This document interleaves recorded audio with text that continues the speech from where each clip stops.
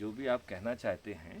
हाँ, आप प्रदीप जी ये बताइए कि आपको तिवारी जी ने ब्रीफ किया होगा, हाँ। अभी तक आप क्या समझे हैं उस चीज़ से जिसको करने के लिए आप यहाँ तक तकलीफ़ लेके आए हैं, और जिससे जुड़कर जो है आप देश में एक बड़ा बदलाव करना चाह रहे हैं। उसमें अभी तक जो है ना, मेरे तक आने के पहले आपने सच में इनके माध्यम से या crime free Bharat YouTube channel के माध्यम से क्या कुछ देखा, क्या कुछ समझा, और कितना कुछ आप समझ पाए? देखिए, मतलब इसमें तो कोई दो राय नहीं कि अभी जो कि वर्तमान व्यवस्था चल रही है, चाहे मतलब अलग अलग राज्यों की हो, अपने राज्य की हो या अपने भोपाल ज़िले की हो, जहाँ तक के क्राइम का या जो भी मतलब लॉ एंड ऑर्डर की स्थिति है, उसमें मतलब बहुत ज़्यादा इम्प्रूवमेंट की आवश्यकता तो हमेशा ही लग रही है।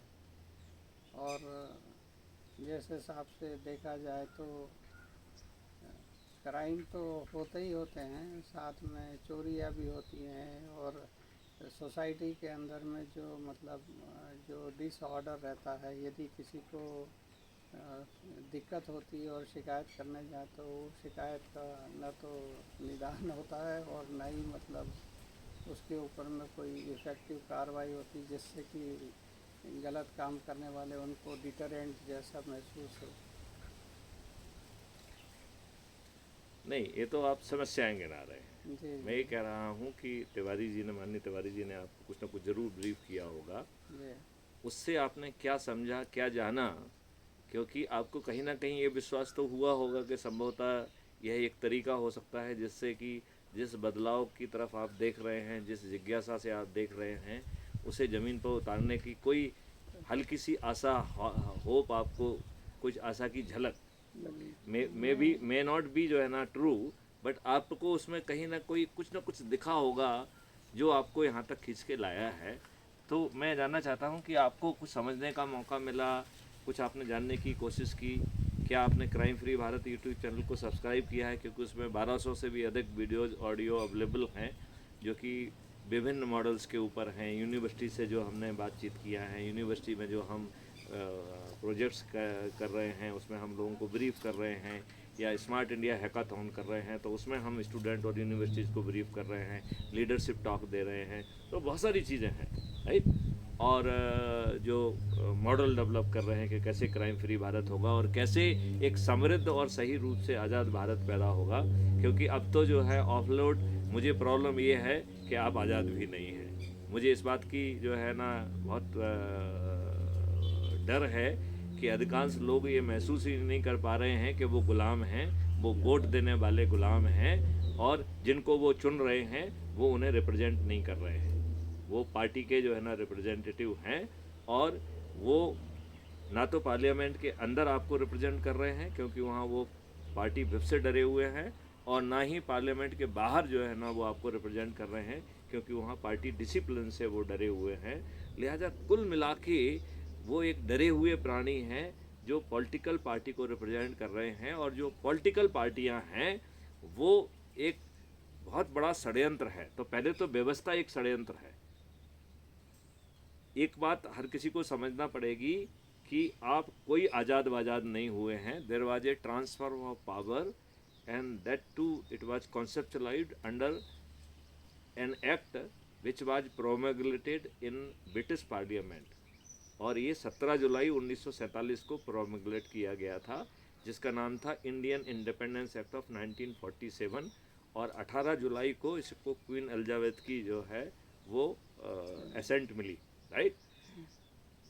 इसमें जो इंडिपेंडेंस वर्ड है केवल टाइटल में यूज़ हुआ है, इसमें कोई इंडिपेंडेंस वर्ड और कहीं यूज़ नहीं हुआ है, राइट। तो it was a basically dominion status to India and Pakistan under British empire, जिसमें पावर जो है गोरे अंग्रेज़ों से काले अंग्रेज़ों को ट्रांसफ़र हुआ, और जिस काले अंग्रेज़ को ट्रांसफ़र हुआ उस व्यक्ति को वर्किंग कमेटी में 0 वोट मिला था। तो अंग्रेज़ों ने एडमिना माउंटबेटन के माध्यम से गांधी जी को मैनिपुलेट किया और उसको जो है वर्किंग कमेटी का भी प्रेसिडेंट बना पाए और इसके बाद उसको जो है फाइनली प्राइम मिनिस्टर भी बना पाए।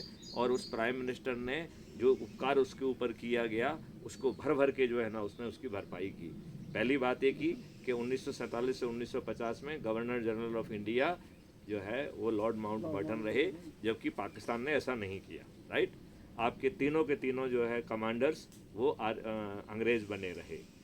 आपने जो है अपने सभी नियम कानून और आदेश और मंत्रियों की स्थापना से लेकर सब कुछ जो है वो ब्रिटेन भेजी। मतलब आपने टोटली अपने आप को उनके प्रति सरेंडर्ड माना। और आपने जो है फिर जो संविधान जो बनाया, जो जो धोखे से भ्रम में रखा गया है कि जिसे डॉक्टर बी.आर. अम्बेडकर ने बनाया है, ये संविधान आपकी जानकारी के लिए बता दूं, ये जवाहरलाल नेहरू ने बनाया है। उनके साथ 6 आदमी और थे और इसको वो परिष्कृत भी करना चाहते थे, रिफाइन भी करना चाहते थे, तो वो एक अंग्रेज़ के माध्यम से करना चाहते थे। गांधी जी के प्रेशर में वो उनका काम नहीं चल पाया, तब उन्हें ये ड्राफ्ट कमेटी बनाना पड़ी।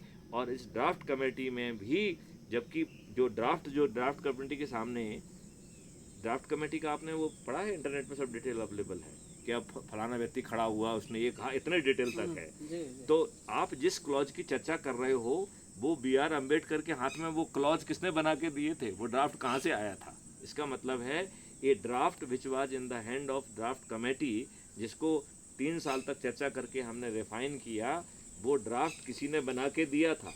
और उस ड्राफ्ट में 80% clauses government of India act 1935 के थे। राइट, इसके बावजूद भी तो मेन ड्राफ्ट भी हमने बनाया और जो ड्राफ्ट का जो कमेटी में भी नेहरू जी ने बढ़ चढ़ के हिस्सा लिया। ही इंश्योर्ड अंग्रेज जो चाहते थे वैसा ही संविधान बने, बिल्कुल। और जो फंडामेंटल राइट और जो है ना डायरेक्टिव प्रिंसिपल्स वगैरह, वो भी ब्रिटिश साम्राज्य के ही कुछ राज्यों से चुने लिए गए, अडॉप्ट किया गया मॉडल है। तो it is essentially a model which has been जो है ना thrust on us by the Britishers, जो हम लोग बहुत कुछ समझ नहीं पाए।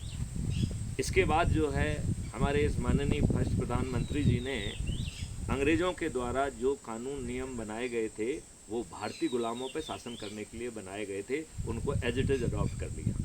फिर उन नियम कानूनों को ज़मीन पर चलाने के लिए जो मशीनरी थी जिसमें पुलिस आती है, वो 1861 के पुलिस एक्ट की पुलिस थी, जिसे 1857 के फर्स्ट बार ऑफ इंडिपेंडेंस के बाद कंसीव किया गया था टू क्रश यू। राइट, ऐसे ही ब्यूरोक्रेसी और जुडिशरी जो कि एक लॉर्डशिप के तहत कंसीव की गई, तो आज भी जो है ये सब व्यवस्थाएं लॉर्ड हैं। और कोर्ट में जाके तो आप कहते ही हैं your honour, your lordship sir, तो आप उन अल्फाज का यूज भी करते हो। और वो निर्णय लें तो ठीक, निर्णय ना लें तो ठीक, गलत निर्णय लें तो ठीक, you are at the receiving end. Right, अब इसके ऊपर टॉप में जो है ना व्यवस्था को कर लेते हैं, जो पॉलिटिकल व्यवस्था आई है वो भी आपके ऊपर थोपी हुई व्यवस्था है, जो कि पीपल्स रिप्रेजेंटेटिव एक्ट 1951 के तहत पॉलिटिकल पार्टी लाई गई, और it was A faulty act. इस एक्ट में जो है उन पॉलिटिकल पार्टी में इंटरनल डेमोक्रेसीज क्या होंगी, डूज एंड डोंट्स क्या होगा, पॉलिटिकल पार्टी का क्या क्राइम माना जाएगा, तो आपने ऐसा कोई चीज़ उसमें लेके नहीं आया। उनको फ़ायदे सब कुछ उनको दे दिया। उसके टॉप में जो है आप जो है ना डिफेक्शन लॉ और पार्टी भेप और इस तरीके के घटिया कॉन्सेप्ट लाके आपने डेमोक्रेसी का गला घोंट दिया। आज जो है मिस्टर प्रदीप, आप एक वोट देने वाले गुलाम हैं। क्या इस बात को आप मान रहे हैं? बिल्कुल बिल्कुल। क्या आप ये मान रहे हैं कि जिसको आप वोट दे रहे हैं वो आपको रिप्रेजेंट नहीं कर रहा है? अधिकतर केस में देखा है कि वो नहीं, हम तो 100% केस में कह रहे हैं कि वो आपको रिप्रेजेंट करता ही नहीं है। नहीं करता। वो पॉलिटिकल पार्टी को रिप्रेजेंट करता है, और पॉलिटिकल पार्टी से डरा हुआ है, पार्टी विप से डरा हुआ है, क्योंकि लीगल स्थिति ये है कि यदि वो पार्टी कमांड से हटके कोई बात करेगा तो उसकी मेंबरशिप खत्म हो जाएगी। राइट, ये तो लॉ है। बिल्कुल। राइट, दूसरी बात है कि वो पार्लियामेंट के बाहर भी आपकी बात नहीं कह रहा है। पार्लियामेंट के बाहर वो पार्टी डिसिप्लिन से बना हुआ है, और उसे अपने पार्टी आका का इतना डर है कि साला जो कुछ भी मिल रहा है जूठन में वो ले लो, नहीं तो वो भी साला प्लेट से हट जाएगा। तो वो इतना डरा हुआ प्राणी है, वो आपको कहीं रिप्रेजेंट नहीं कर रहा है। अब ये पॉलिटिकल पार्टी क्या कर रही हैं? पॉलिटिकल पार्टी खुद प्राइवेट कंपनियां बन गई हैं, फैमिली कंपनियां बन गई हैं, पैसे लेके टिकट दे रही हैं, अपने नेताओं के जो है ना बच्चों के जिनके दूध के दांत नहीं टूटे हैं उनको टिकट दे रही हैं कि नहीं दे रही हैं, और जाति और धर्म के आधार पर टिकट बांट रही हैं, राष्ट्रीयता तो कहीं है नहीं। एंड दूसरी पार्टी के जो लोग अपने स्वार्थ के लिए आपकी पार्टी में आ रहे हैं उन्हें फूल मालाएं भी पहना रही हैं, उन्हें पार्टी का टिकट भी दे रही हैं, उन्हें मंत्री पद भी दे रही हैं, और कई बार पैसे भी दे रही हैं, बार्गेनिंग हो रही है, कई बार पैसे भी दे रही है, राइट। और जैसा कि मध्य प्रदेश में हुआ, राइट। और अब जो है चूंकि इन नेताओं का तो चरित्र कुछ रह नहीं गया है, तो अपराधी के जीतने की संभावना बहुत बढ़ गई है, तो लगातार अपराधियों को टिकट दिए जा रहे हैं। नेहरू जी के समय में क्या था कि वो अपराधियों का यूज करते थे। देखिए नेहरू जी की फिलॉसफी में बताता हूँ, नेहरू जी ने पूरे भारतवर्ष की पॉपुलेशन को 3 भागों में बांटा था। एक भाग था जिसमें हम सब आते हैं, जिनको मूर्ख बनाया गया था, आज़ादी की घुट्टी पिलाई गई थी, and they became the pro कांग्रेसी, और उनको कुछ नहीं दिखता था, उन्हें कांग्रेस को ही वोट देना होते थे। एक घुट्टी वाले लोग थे, राइट, जिनको आज़ादी की घुट्टी पिलाई गई, जो कि घटिया गलत है, राइट। फिर दूसरे लोग वो थे जो कि जनरली अधिकांश मुस्लिम समुदाय से आते थे, उन्हें तुष्टीकरण के द्वारा, गलत कानून बना के द्वारा, संविधान की व्यवस्था के विरुद्ध कानून बना के उन्हें तुष्ट किया गया और उन्हें as a vote bank develop किया गया। अब एक तीसरे लोग थे जो इन दोनों कैटेगरी में नहीं आते थे, ये बड़ी आफत की पुड़ी आती है तीसरे ग्रुप वाली। सेक्युलर नाम नहीं, इनको कोई नाम मत दीजिए, इनको ग्रुप ही कहो, राइट। तो ये ग्रुप जो है, अब ये समस्या थी कि ये ग्रुप वाले यदि पहुंच गए और ये यदि इन्होंने बैलेंस खराब कर दिया तो हार जाएंगे। तो इनको कंट्रोल करने के लिए नेहरू जी ने एक षड्यंत्र रचा, जिसको कहते हैं गुंडों को यूज करना, अपराधियों को यूज करना। तो दो पार्टियां होती थी गुंडों की। एक गुंडों की पार्टी का काम होता था कि जो लोग फेवरेबल नहीं हैं उन्हें अपने घर से ना निकलने दो, उन्हें किसी कीमत पे पोलिंग बूथ पे नहीं पहुंचना चाहिए वोट डालने के लिए, राइट। और दूसरे गुंडे होते थे जो जाके जो है बूथ कैप्चरिंग करके उनके वोट छापते थे, राइट। ये चीज़ तो हमारे साथ भी हुई है, प्रथा चल रही थी, ये तो हमारे साथ भी हुई है। हम तो मैं ये कह रहा हूँ कि जिनको आप बड़ा प्रजातंत्र की बात, बाहर से ताला लगा दिया जाता था सुबह 6 बजे, और शाम को 6 बजे खोल करके कहते थे आपके वोट पड़ गए। बड़ी विडम्बना नहीं है? जी जी, बिल्कुल बिल्कुल। तो हम ऐसे प्रजातंत्र में रह रहे हैं। हम जो है कहते हैं कि साहब प्रजातंत्र है, जो बात इनकी जो है ना नहीं मानता है, उसकी किताबें जो होती हैं किताबें जो है ना बंद कर दी गई, उनकी मूवीज़ नहीं चलने दी गई, राइट। आपका जो है ना इतिहास छिपाया गया, और जिन्होंने वो गलत और घटिया इतिहास लिखने के लिए जो वामपंथी लोग और बाकी लोग जुड़ के किए, उन्हें जो है ना उन्होंने एक शक्ति केंद्र बना दिया गया। उनके बिना अप्रूवल के आपकी किताब नहीं छप सकती थी, राइट। उनको जो है ना इन्होंने पद्मश्री और पद्म विभूषण से जो है ना अलंकृत किया, राइट।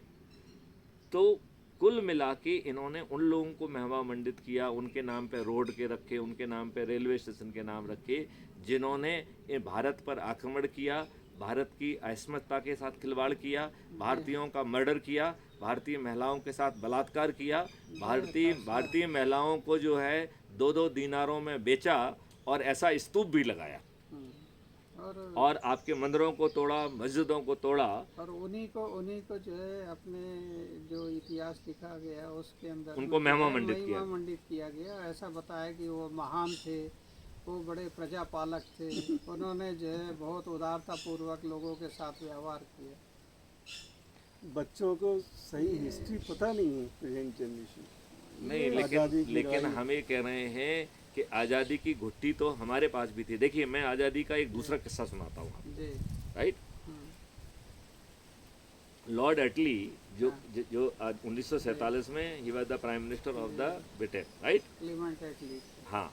और वो जो है 1956 में इंडिया आए थे, जब वो प्राइम मिनिस्टर नहीं थे, और वो कोलकाता में गवर्नर मिस्टर चटर्जी के साथ उनके गवर्नर भवन में रुके थे, राइट, चक्रवर्ती। तो जो चक्रवर्ती जी जो है ना उनसे पूछा कि जब जो है कांग्रेस जो है ना रसातल में थी, आप जो है द्वितीय विश्व युद्ध जीत चुके थे, तो फिर आपकी क्या मजबूरी थी, आपने भारतीयों को क्यों स्वतंत्र किया, सही बात। राइट? तो उन्होंने कहा क्या यह नेहरू और गांधी जी के कारण हुआ? ये रिकॉर्ड बुक में अवेलेबल हाँ, है। नहीं नहीं तो बिल्कुल उन्होंने सही है। कहा नहीं, इनका कोई रोल नहीं है। और तो उन्होंने फिर पूछा कि किसके कारण किया, तो उन्होंने उसमें सुभाष चंद्र बोस का नाम लिया, आज़ाद हिंद फौज का नाम लिया, नेवी और जो है ना भारतीयों की बगावत का वो दिया। 24 बेसिस में से 22 बेसिस पे जो है नेवल बेसिस पे बगावत हो चुकी थी। बिल्कुल। चारों तरफ बगावती सुर थे। पोस्टल डिपार्टमेंट ने स्ट्राइक कर दी थी, इनके आदेश मानने से बंद कर दिया था। आपके रेलवे ने जो है ना नोटिस जारी कर दिया था कि हम आपके आदेश नहीं मानेंगे। तो पूरी सरकार हिली हुई थी, चारों तरफ विद्रोह का माहौल था। और इनका जो कमांडर इन चीफ था क्लॉड अचिनलेक, वो लगातार पत्र लिख रहा था कि भाई अपने गवर्नरों को मना करो, वो हमारे आर्मी कमांडर्स को सीधे आदेश जारी कर रहे हैं, हमारे पास फौज नहीं है, यूरोपियन फौज तो बिल्कुल भी नहीं है, लिहाजा उनकी जो भी मांग है, मैं पूरा कमांडर इन चीफ हूँ, मेरे पास भेजिए, मैं अपने हिसाब से उसे हैंडल करूँगा, प्लीज़ डू दैट। फिर उसने दूसरे कई पत्र लिखे। उस समय lord Wavell was the viceroy of India, तो उन्होंने कई पत्र लिखे और ऐसे ही पत्र मिलिट्री इंटेलिजेंस ने भी लिखे। और उनका कहना था कि 1857 में तो आप कैसे ही मैनेज कर ले गए, अब यदि आपने आज़ाद हिंद फौज का जो है ना ट्रायल किया तो आपको भारत छोड़ के भागने का मौका नहीं मिलेगा। और इनके कहने पर आज़ाद हिंद फौज का ट्रायल पोस्टपोन हुआ। जो अंग्रेजी साम्राज्य बिना किसी कारण के किसी को भी फांसी पे चढ़ा देता था, उसने आज़ाद हिंद फौज का ट्रायल नहीं किया, छोड़ दिया ट्रायल बीच में, राइट? वो कोई शायद ये भी कहा था कि यदि इस तरीके की कार्रवाई की गई तो ब्रिटिश जो अफसर और ब्रिटिश सैनिक है यहाँ पर, उनको भी अपना जान बचाना मुश्किल हो जाएगा। ये तो कहा ही कहा, उन्होंने एक एग्जिट प्लान बनाया कि यदि विषम परिस्थितियों में हमें इस देश को कुछ चंद जो है ब्रिटिशर्स को लेके बचाने के लिए भागना पड़ा, तो वो कौन लोग होंगे और हम कैसे उनको लेके भागेंगे, इसका एग्जिट प्लान बना के लॉर्ड बॉवेल को पेश किया गया। लॉर्ड बॉवेल ने उसे अप्रूव किया और इसको नाम दिया गया एग्जिट प्लान, राइट? अब आप ये सोचिए कि जो व्यक्ति इतना डरा हुआ हो, एग्जिट प्लान हो, जो कि जिसने सोचा हो कि हम 1948 में भारत को स्वतंत्र करेंगे, वो डर के 1947 में ही भाग खड़ा होता है। वो डरे हुए व्यक्ति से हमारे गांधी और नेहरू जी हर चीज़ पे कंप्रोमाइज़ कर रहे हैं। एक रेडक्लिफ नामक जो है वकील, जो पहले कभी भारत में नहीं आया था, वो आया, उसको जहाँ दिल किया उसने लाइन खरीदी, उसे क्या समझ में आ रहा है, उससे भारत पाकिस्तान बन गया। आप ये बताइए 1946 में डायरेक्ट एक्शन के समय ढेर सारे पूरे देश में जो है ना एग्जाम्पल थे जहाँ हिंदुओं का मर्डर किया गया, जिसमें बलात्कार किया गया और क्या क्या नहीं किया गया। इसके जो है ना नौ अखली के है, आपका जो कोलकाता है, ढेर सारे जो है ना एग्जाम्पल्स अवेलेबल हैं। और उसके पहले तो 1921 का एग्जाम्पल अवेलेबल है मोपला का। तो ऐसे ढेर सारे एग्जाम्पल होने के बावजूद भी जब पाकिस्तान, जहाँ पर कि मुस्लिम लीग नहीं जीती थी, वहाँ भारतीयों की संख्या ज़्यादा थी, हिंदुओं की संख्या ज़्यादा थी, तो ये अनुमान एक बच्चा भी लगा सकता था कि भारतीयों को सुरक्षित जो है हिंदुस्तान आने के लिए कुछ प्रयास करने की ज़रूरत है। लेकिन इन दुष्ट नेताओं ने कुछ नहीं किया, कुछ भी नहीं सोचा, राइट? गांधी जी ने बल्कि धरने पर बैठे कि ये हमारे मुसलमान भाई वापस आएंगे, ये गलती से चले गए हैं। तो भाई साहब जब आपने 2 देश बना दिए तो क्यों वापस आएंगे, राइट?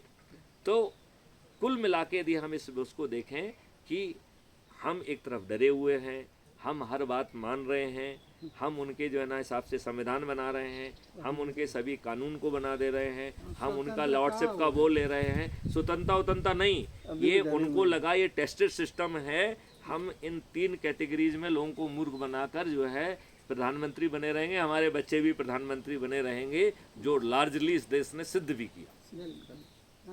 तो आप जो है आप आज़ाद कैसे हुए मुझे बताइए। आप जो मैंने आपको बताया है, आपके अधिकांश लोगों को वोट देने के कारण 15 अगस्त 1926 और जो है ना 26 जनवरी मनाने के कारण ये भ्रम हो गया है कि वो आज़ाद हैं। वो बिल्कुल आज़ाद नहीं हैं। आप एक वोट देने वाले गुलाम हैं, बस इतना ही फ़र्क है। और आप जो है वोट देने वाले गुलाम हैं, ये आपके फेवर में काम नहीं कर रहा है, आपके अगेंस्ट काम कर रहा है। क्यों? क्योंकि फिर यदि आप समृद्ध हो जाएंगे तो आपको मूर्ख नहीं बनाया जा सकेगा। यदि आप समृद्ध हो जाएंगे तो आपके पैसे देके आपका वोट नहीं खरीदा जा सकेगा। यदि आप समृद्ध हो जाएंगे तो दारू देकर और साड़ी बांटकर आपका वोट नहीं खरीदा जा सकेगा। यदि आप समृद्ध हो जाएंगे तो फ्रीबी की लॉलीपॉप नहीं पहनाई जाएगी। तो आपको भारतीय जो है ना गुलामों को, गुलाम वोट देने वाला गुलाम होना उनके फेवर में काम नहीं कर रहा है, उनके अगेंस्ट काम कर रहा है। यही कारण है कि भारत जो युवाओं का देश है वो जो है ड्रगिस्टों का देश बन गया है, दारूखोरों का दोस्त बन गया है, जो है जहाँ पर कि जो स्वस्थ लोग नहीं हैं। आज आप ये देखिए, आप भोपाल में हम इस बात को देख रहे हैं कि लोग बाग जो है, बहुत सारे युवा खाना नहीं खा रहे हैं, वो दारू का पाउच पीते हैं, नमकीन लेते हैं और बस उसी को कर रहे हैं। उनका शरीर खोखला हो गया है, वो 10 से 5 का जो है ना लेबर नहीं कर सकते हैं खेत में, उनके शरीर में ताकत नहीं है, उनका शरीर हिल रहा है। तो हमने एक ऐसा देश पैदा किया हुआ है। और जवाहरलाल नेहरू के बाद तो जो है, जब सेशन जी आ गए तो इनको लगा अरे यार हम अपराधियों का यूज़ नहीं कर पा रहे हैं, तो इन्होंने एक और अच्छा बड़ा फार्मूला निकाल लिया, इन्होंने अपराधियों को ही टिकट देना चालू कर दिया। आज आप ये देखिए 19 जो आपका जो अभी प्रेजेंट जो पार्लियामेंट है उसमें 42 मेंबर्स उनके अपने एडमिशन के हिसाब से आपराधिक रिकॉर्ड के हैं और 29% मेंबर ऑफ पार्लियामेंट, अभी करंट पार्लियामेंट की बात कर रहा हूँ, वो जघन्य अपराध के अपराधी हैं, हत्या, डकैती, लूट, बलात्कार। जब एक दंगे करवाने के जी, दंगे करवाने के अपराधी तो कायम नहीं हुए होंगे ना, क्योंकि ये तो करवाने वाले बैकग्राउंड के पीछे रहते हैं ना। अधिकतर नेताओं को यदि देखें तो नेताओं के अंदर में इस तरीके की भावना है कि उन्होंने किस तरीके से चुनाव जीते जाते हैं उसकी कला की मास्टरी कर ली। क्यों? ये आपके दिग्विजय सिंह ने तो कहा ही था कि election is nothing but A management, it is a record में है ये जजमेंट, ये उनका स्टेटमेंट। हाँ, और बोले इलेक्शन क्या होता है, ये तो मैनेजमेंट है। बहुत से नेता ये अच्छी तरीके से जानते हैं कि चुनाव जीतने के लिए काम करने की आवश्यकता नहीं है, चुनाव जीतने के लिए ईमानदार और अच्छा चरित्र होने की आवश्यकता नहीं है। आप जिस डेमोक्रेसी की और जिस फ्रीडम ऑफ स्पीच या स्वतंत्रता की बात करते हैं, किसी भी पावरफुल व्यक्ति, नेता या किसी भी माफिया के अगेंस्ट में आप चाहे सच बात भी कह दीजिए, आपको पता चल जाएगा कि आपकी कितनी फ्रीडम ऑफ स्पीच है और कितनी डेमोक्रेसी है। आप बिल्कुल, आपने बहुत अच्छा मुद्दा चुना है और मुद्दा उठाया है, वो है कि क्या हम अंग्रेज़ों के समय में ज़्यादा गुलाम थे या आज हम ज़्यादा गुलाम हैं। अंग्रेज़ों के समय में हज़ारों फ्रीडम फाइटर्स ने जो है बगावत की, विद्रोह किया और हंसते हंसते फांसी पे चढ़ गए। आज जब अपने आप को आप इंडिपेंडेंट कह रहे हैं, आप उससे बड़े गुलाम हो गए हैं, आपको मुंह खोलने की औकात नहीं रह गई है, आपके होंठ सिले हुए हैं, आप डरे हुए गुलाम। सबसे बड़ी तो शर्म की बात ये लगती है कि आज की तारीख में लोग ये मान के चल चुके हैं कि व्यवस्था ऐसी ही चलती रहेगी और इसमें कुछ उम्मीद नहीं है। इक्का दुक्का कुछ लोग हैं जिनके कारण थोड़ी सी आशा की किरण जगी हुई है, अन्यथा जो है अधिकतर जगह के अंदर में तो स्थिति ऐसी है कि लोग आशा भी छोड़ चुके हैं। तो प्रदीप जी, इस सेशन को जो है यहाँ पे अपन विराम देते हैं और आज इस निष्कर्ष के साथ इसे विराम देते हैं कि आज भी हम गुलाम हैं। हम जो है वोट देने वाले गुलाम हैं और वोट देने के कारण जो है हम ज़्यादा, हमारी स्थिति दयनीय है, क्योंकि वोट देने वाला गुलाम जो है उसे गरीब होना ज़रूरी है, उसे दारूखोर होना ज़रूरी है, तब जो है उसे as a vote bank use किया जा सकता है। और वोट देने वाले गुलाम होने के कारण आपको, जिसको आप वोट दे के जिता रहे हैं, वो आपको ना तो पार्लियामेंट के अंदर रिप्रेजेंट कर रहा है, ना बाहर रिप्रेजेंट कर रहा है। और हमारे माननीय नेहरू जी ने संविधान में जो है 80% हिस्सा वो 1935 के गवर्नमेंट ऑफ इंडिया एक्ट से लिया है और जितने भी नियम कानून हैं वो अंग्रेज़ों के थोप दिए और पूरी व्यवस्था यथावत थोप दी। और जो पॉलिटिकल भी ऊपर बना है, जिसके भी अपन चर्चा कर रहे हैं, वो भी प्रजातांत्रिक नहीं है। लिहाजा हम जो है आज अंग्रेज़ों के समय से भी बड़े गुलाम हैं। लिहाजा अब समय आ गया है कि हम इस गुलामियत से आज़ादी पाएँ, हम जो है नियम कानूनों को ज़्यादा डेमोक्रेटिक बनाएं, हम अपनी पुलिस, ब्यूरोक्रेसी और जुडिशरी को फंक्शनली अकाउंटेबल बनाएं। यदि वो जानबूझ के गलत निर्णय लेते हैं तो उन्हें कंपनसेशन देने के लिए जो है ना मजबूर किया जाए। उनका कंडक्ट जो है that will should become a disqualification and they should not continue to be lord. इस रिमार्क के साथ इस सेशन को, यदि आपका कोई प्रश्न है या कोई आप ऑब्जर्वेशन देना चाहते मेरे हैं। मन में हमेशा एक चीज़ आती है कि इस देश के अंदर में जो आज भी काफ़ी सारी जो परेशानियां हैं उसकी जड़ जो है राजनेता लोग हैं, बड़े बड़े माफिया डॉन हैं। और सबसे बड़ी चीज़ ये है कि ये जो कुव्यवस्था है इसको ठीक करने के लिए जो कानून और कायदे बनाने हैं वो जिन लोगों के हाथ में अधिकतर उनमें से ही तो अपराधी प्रवृत्ति के लोग हैं, तो वो लोग अपना खुद के पाँव के ऊपर कैसे कुल्हाड़ी मारेंगे। इसके लिए जनता को खुद को जागरूक होना पड़ेगा। जनता ने सभी इस तरीके के जो लोग हैं उन्हें सही रास्ते के ऊपर या सही देश को दिशा देने के लिए प्रयास करना पड़ेगा। तिवारी जी, आप? हाँ, हम चाहते हैं कि यंग जनरेशन को हिस्ट्री, कैसे देश आज़ाद हुआ, कैसे ट्रांसफर, इसका मालूम होना चाहिए, जो कि मालूम नहीं है। देखिए, मैं टेक्नोलॉजी के ज़माने का प्रोडक्ट हूँ और इंजीनियरिंग किया हुआ है, एमटेक भी की हुई है, 13 डिग्रियाँ भी हासिल की हैं, पुलिस में जो है ना 7 साल तक डीजीपी भी रहा हूँ। मेरा ये मानना है कि अभी एडवांस ज़माने में हमें हर चीज़ एक प्रोडक्ट और सर्विसेज के रूप में क्रिएट करना चाहिए।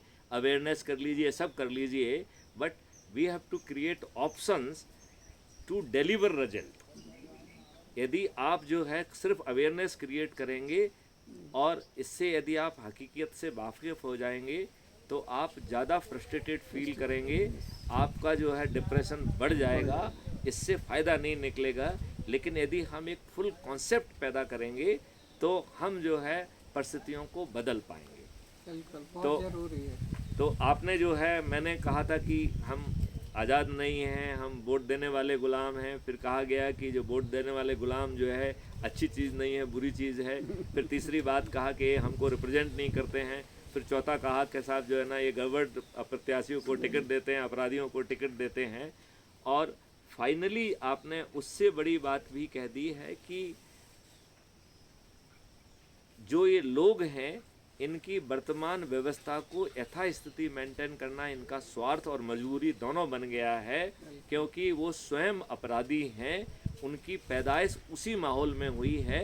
यदि ये सिस्टम बदल जाएगा तो उनकी औकात नहीं है, वो कभी पब्लिक रिप्रेजेंटेटिव नहीं बन पाएंगे, वो कभी मंत्री नहीं बन पाएंगे, वो कभी मुख्यमंत्री नहीं बन पाएंगे। लिहाजा वो आज की ही घटिया व्यवस्था को जारी रखना चाहेंगे। आज हम वार्तालाप को इसी मुकाम पर रोकते हैं। शीघ्र ही आपसे पुनः मिलेंगे। जय हिंद, जय भारत, वंदे मातरम। वंदे मातरम।